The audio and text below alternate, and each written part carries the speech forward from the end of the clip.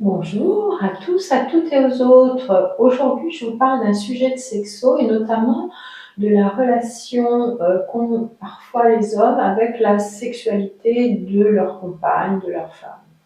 Et ça me vient d'une réflexion qui m'est arrivée parce que j'ai parfois des appels d'hommes qui veulent prendre rendez-vous chez une sexothérapeute, moi en l'occurrence, pour leur femme.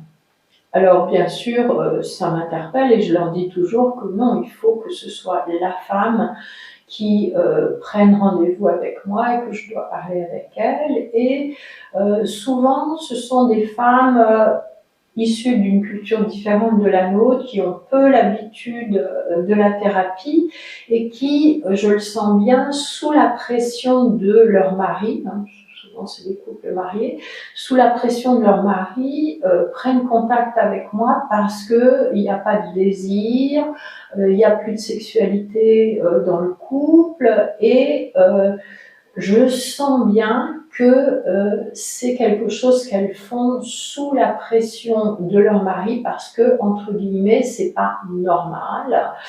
Et en quelque sorte, ces hommes me les envoient avec cette intention que moi je dois les rendre désirantes, voire pénétrables, parce que l'autre jour j'ai même eu un monsieur qui me demandait où acheter des dilatateurs pour sa femme qui souffrait de vaginisme. Alors je me suis dit oui, ok, c'est bien que le couple prenne en charge la difficulté, mais bon, où elle est la femme dans cette histoire? Est-ce que c'est vraiment elle qui veut résoudre son vaginisme ou est-ce que c'est son mari qui veut qu'elle devienne, entre guillemets, pénétrable?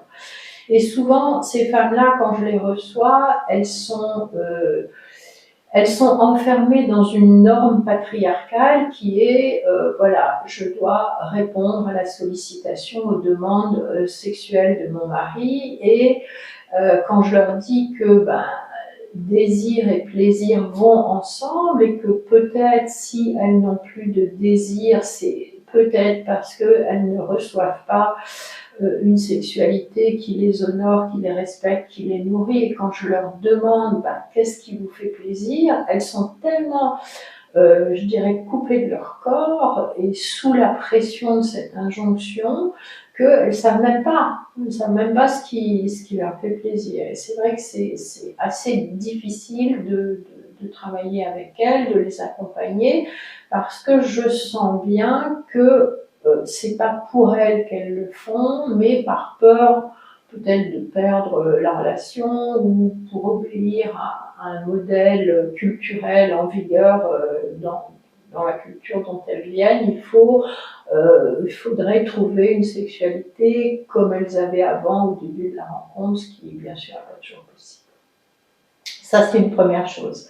Et puis, la deuxième chose dont je voulais parler, c'est de certains hommes qui clament haut et fort qu'ils aiment les femmes et que eux, leur mission sur Terre, c'est de leur faire plaisir, de leur donner du plaisir. Alors, ces hommes-là, on dirait des vrais womanizers sur pattes, ils savent tout de l'orgasme féminin, des différents orgasmes, des différents points, des différentes techniques et voilà, ils ont fait en quelque sorte comme pour eux c'est presque une religion de donner du plaisir à la femme.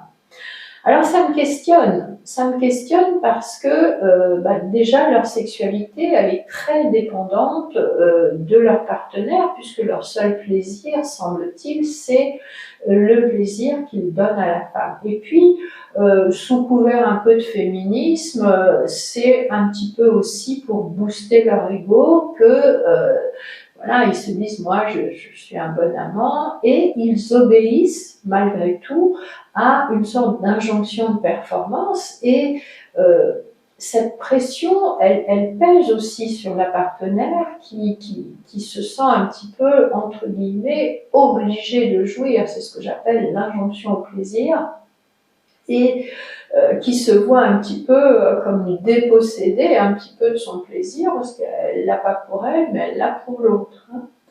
Donc mon idée, c'est que dans la sexualité, il faut qu'il y ait un équilibre entre une sexualité autocentrée et une sexualité pour l'autre.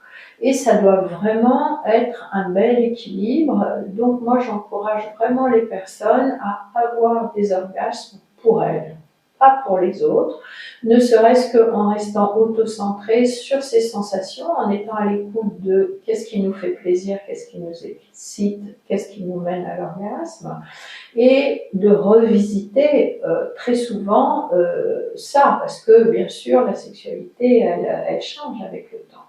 Donc oui, c'est super sympa de vouloir donner du plaisir à l'autre, mais quand ça devient un procédé, quand ça devient un mode de fonctionnement de la sexualité entre deux personnes hétérosexuelles, ça devient un peu pesant et j'invite vraiment à revenir à une sexualité plus autocentrée pour ces hommes-là aussi. Si vous avez aimé cette vidéo, n'hésitez pas à liker, commenter, partager et jeter un petit coup d'œil dans la bio pour voir ce que je propose en termes d'accompagnement autour de la sexothérapie. À bientôt!